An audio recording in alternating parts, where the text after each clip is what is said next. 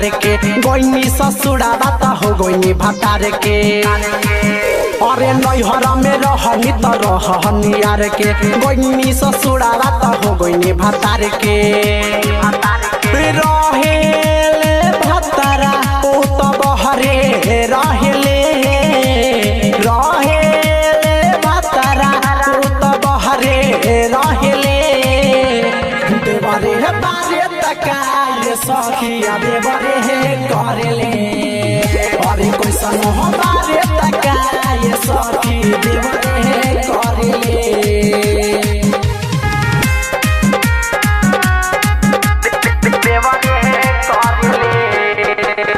माँ Vaishno recording studio Delhi.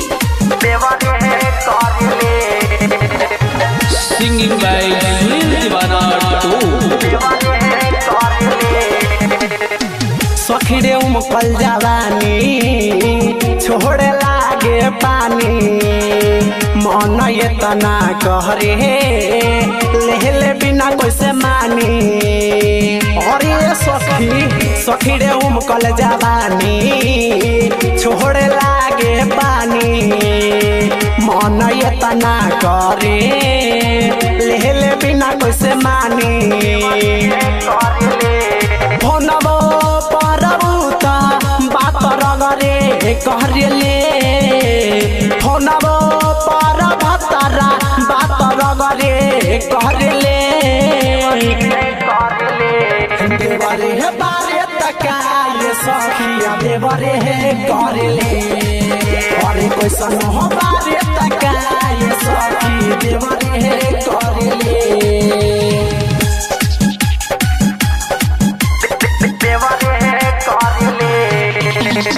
माँ Vaishno recording studio Delhi.